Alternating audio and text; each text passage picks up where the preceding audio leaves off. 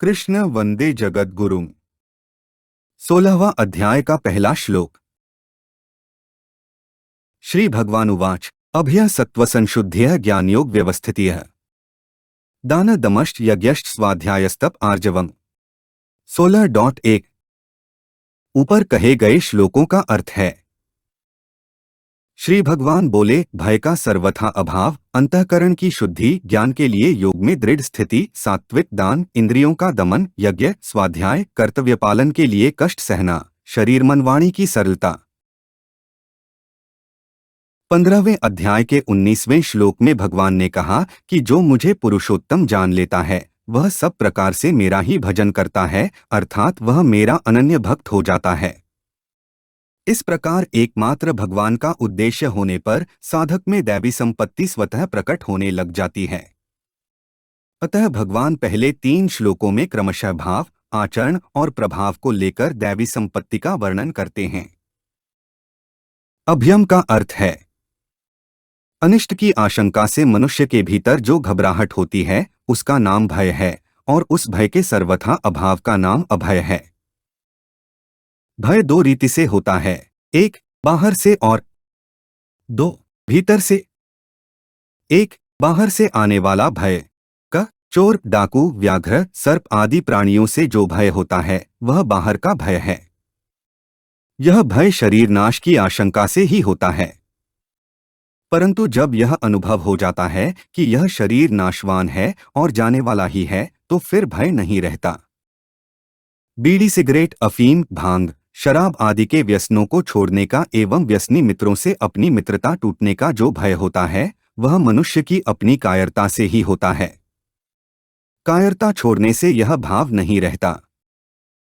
ख अपने वर्ण, आश्रम आदि के अनुसार कर्तव्य पालन करते हुए उसमें भगवान की आज्ञा के विरुद्ध कोई काम न हो जाए। हमें विद्या पढ़ाने वाले, अच्छी शिक्षा देने वाले आचार्य, गुरु, संत, महात्मा, माता पिता आदि के वचनों की आज्ञा की अवहेलना न हो जाए। हमारे द्वारा शास्त्र और कुल मर्यादा के विरुद्ध कोई आचरण न बन जाए। इस प्रकार का भय भी बाहरी भय कहलाता है, परंतु यह भय वास्तव में भय नहीं है, प्रत्युत यह तो अभय बनाने वाला भय है।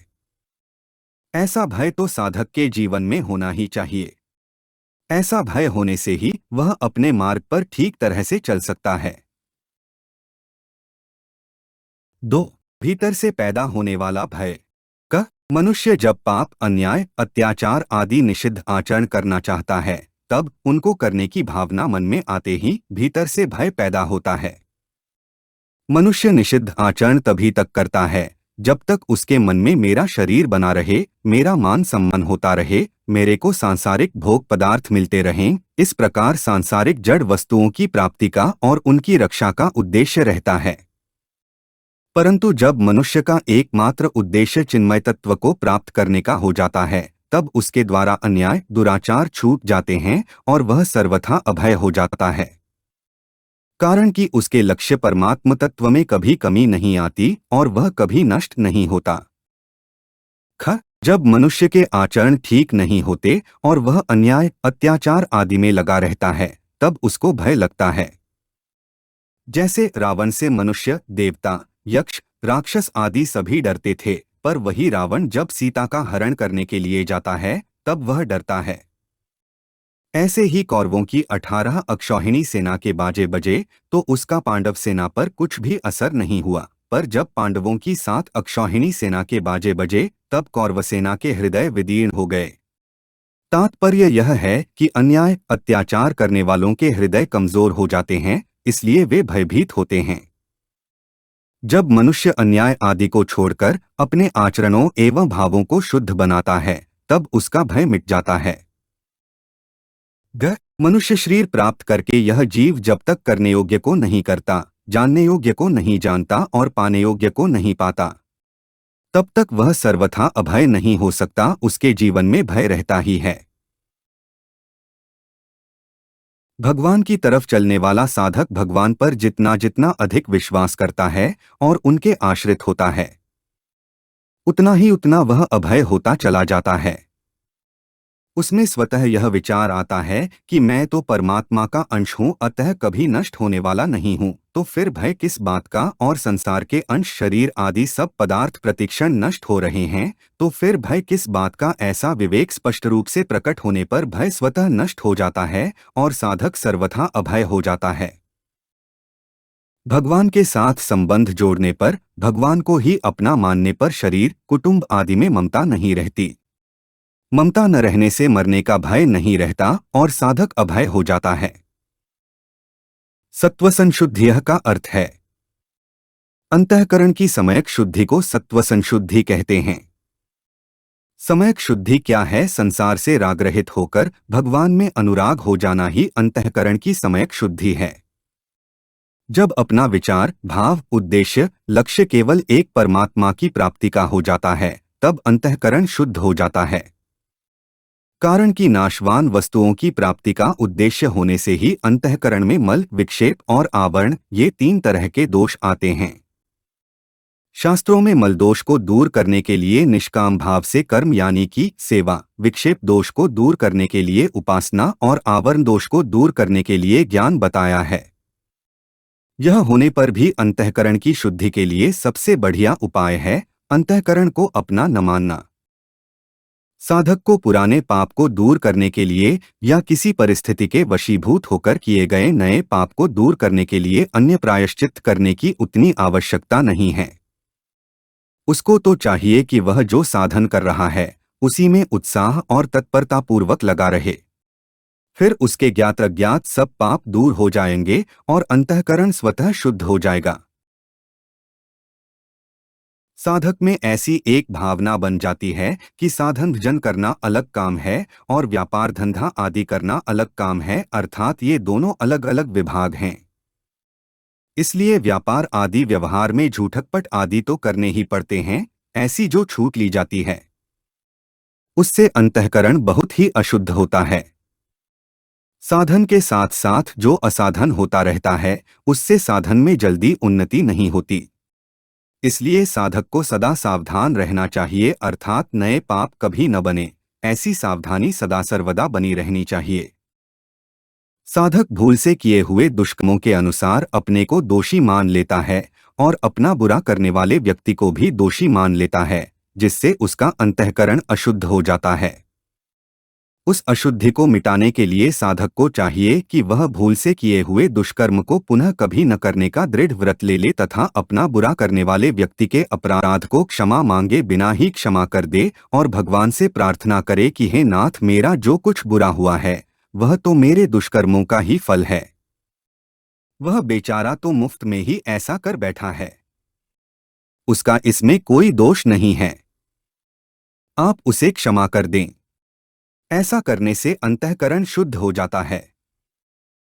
ज्ञान योग व्यवस्थित यह का अर्थ है ज्ञान के लिए योग में स्थित होना, अर्थात परमात्म तत्व का जो ज्ञान यानी कि बोध है वह चाहे सगुण का हो या निर्गुण का, उस ज्ञान के लिए योग में स्थित होना आवश्यक है। योग का अर्थ है सांसारिक पदार्थों की प्राप्ति अप्राप्ति में, मान अपमान में, निंदास्तुति में, रोग निरोगता में सम रहना, अर्थात अंतःकरण में हर्ष शोक आदि न होकर निर्विकार रहना। दानम का अर्थ है लोकदृष्टि में जिन वस्तुओं को अपना माना जाता है उन वस्तुओं को सत्पात्र का तथा देश, काल, परिस्थिति आदि का विचार रखते हुए आवश्यकतानुसार दूसरों को वितीर्ण कर देना दान है। दान कई तरह के होते हैं, जैसे भूमिदान, गोदान, स्वर्णदान, अन्नदान, वस्त्रदान आदि। इन सब में अन्नदान प्रधान है, परंतु इससे भी अभयदान प्रधान यानी कि श्रेष्ठ है।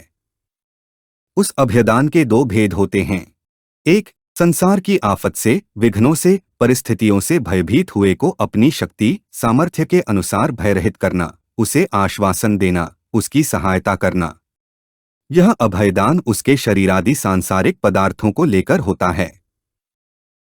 2, संसार में फंसे हुए व्यक्ति को जन्ममरण से रहित करने के लिए भगवान की कथा आदि सुनाना।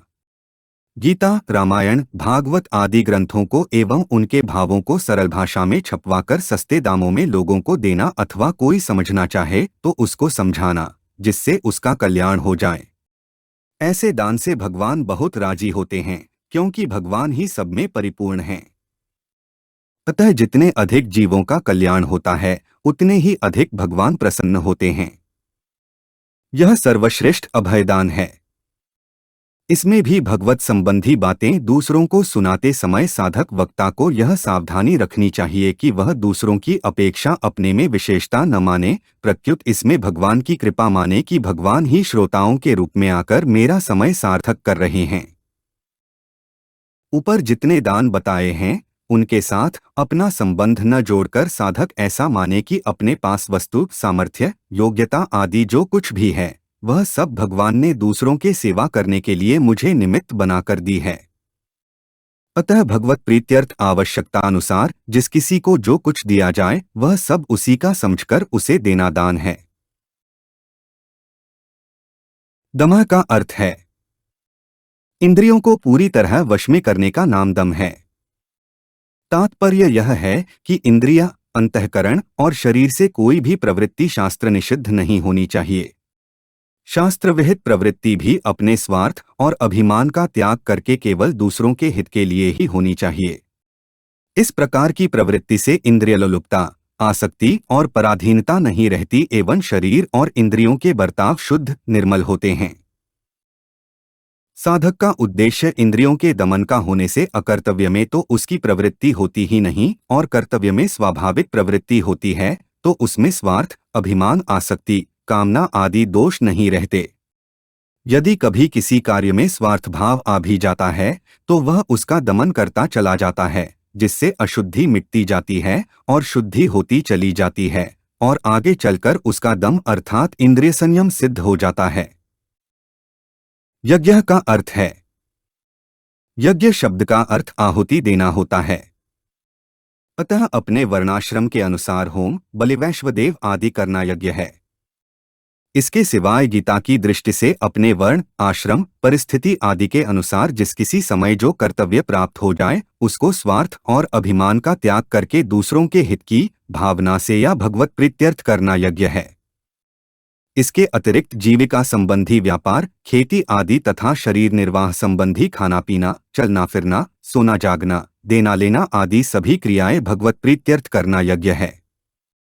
ऐसे ही माता पिता, आचार्य, गुरुजन आदि की आज्ञा का पालन करना, उनकी सेवा करना, उनको मन, वाणी, तन और धन से सुख पहुंचाकर उनकी प्रसन्नता प्राप्त करना और गौ, ब्राह्मण, देवता, परमात्मा आदि का पूजन करना, सत्कार करना, ये सभी यज्ञ हैं। स्वाध्याय का अर्थ है अपने ध्येय की सिद्धि के लिए भगवन नाम का जप और गीता, भागवत, रामायण, महाभारत आदि के पठन पाठन का नाम स्वाध्याय है। वास्तव में तो स्वस्य अध्यायः, अध्ययन, स्वाध्याय के अनुसार अपनी वृत्तियों का, अपनी स्थिति का ठीक तरह से अध्ययन करना ही स्वाध्याय है। इसमें भी साधक को न तो अपनी वृत्तियों से अपनी स्थिति की कसौटी लगानी है और न वृत्तियों के अधीन अपनी स्थिति ही माननी है। कारण की वृत्तियां तो हरदम आती जाती रहती हैं, बदलती रहती हैं। तो फिर स्वाभाविक यह प्रश्न उठता है कि क्या हम अपनी वृत्तियों को शुद्ध न करें। वास्तव में तो साधक का कर्तव्य वृत्तियों को शुद्ध करने का ही होना चाहिए, और वह शुद्धि अंतःकरण तथा उसकी वृत्तियों को अपना न मानने से बहुत जल्दी हो जाती है, क्योंकि उनको अपना मानना ही मूल अशुद्धि है। साक्षात परमात्मा का अंश होने से अपना स्वरूप कभी अशुद्ध हुआ ही नहीं। केवल वृत्तियों के अशुद्ध होने से ही उसका यथार्थ अनुभव नहीं होता। तपः का अर्थ है भूख प्यास, सर्दी गर्मी, वर्षा आदि सहना भी एक तप है, पर इस तप में भूख प्यास आदि को जानकर सहते हैं। वास्तव में साधन करते हुए अथवा जीवन निर्वाह करते हुए देश, काल, परिस्थिति आदि को लेकर जो कष्ट, आफत, विघ्न आदि आते हैं, उनको प्रसन्नतापूर्वक सहना ही तप है, क्योंकि इस तप में पहले किए गए पापों का नाश होता है और सहने वाले में सहने की एक नई शक्ति, एक नया बल आता है। साधक को सावधान रहना चाहिए कि वह उस तपोबल का प्रयोग दूसरों को वरदान देने में, शाप देने या अनिष्ट करने में तथा अपनी इच्छा पूर्ति करने में न लगाए, प्रत्युत उस बल को अपने साधन में जो बाधाएं आती हैं, उनको प्रसन्नता से सहने की शक्ति बढ़ाने में ही लगाए। साधक जब साधन करता है तब वह साधन में कई तरह से विघ्न मानता है। वह समझता है कि मुझे एकांत मिले तो मैं साधन कर सकता हूँ, वायुमंडल अच्छा हो तो साधन कर सकता हूँ इत्यादि। इन सब अनुकूलताओं की चाहना न करना अर्थात उनके अधीन न होना भी तप है। साधक को अपना साधन परिस्थितियों के अधीन नहीं मानना चाहिए, प्रत्युत परिस्थिति के अनुसार अपना साधन बना लेना चाहिए। साधक को अपनी चेष्टा तो एकांत में साधन करने की करनी चाहिए, पर एकांत न मिले तो मिली हुई परिस्थिति को भगवान की भेजी हुई समझकर विशेष उत्साह से प्रसन्नतापूर्वक साधन में प्रवृत्ति होना चाहिए। आर्जवम का अर्थ है सरलता, सीधेपन को आर्जव कहते हैं। यह सरलता साधक का विशेष गुण है। यदि साधक यह चाहता है कि दूसरे लोग मुझे अच्छा समझें, मेरा व्यवहार ठीक नहीं होगा तो लोग मुझे बढ़िया नहीं मानेंगे, इसलिए मुझे सरलता से रहना चाहिए, तो यह एक प्रकार का कपट ही है। इसमें साधक में बनावटीपन आता है, जबकि साधक में सीधा सरल भाव होना चाहिए। सीधा सरल होने के कारण लोग उसको मूर्ख, बेसमझ कह सकते हैं, पर उससे साधक की कोई हानि नहीं है। अपने उद्धार के लिए तो सरलता बड़े काम की चीज है। इसलिए साधक के शरीर, वाणी और मन के व्यवहार में कोई बनावटीपन नहीं रहना चाहिए। उसमें स्वाभाविक सीधापन हो। हमारे चैनल को सब्सक्राइब करें। अगर यह वीडियो आपको अच्छी लगी तो वीडियो को लाइक करें, वीडियो को अपने दोस्तों के साथ शेयर करें, अपने सुझाव हमें कमेंट करके बताएं। जय श्री कृष्णा।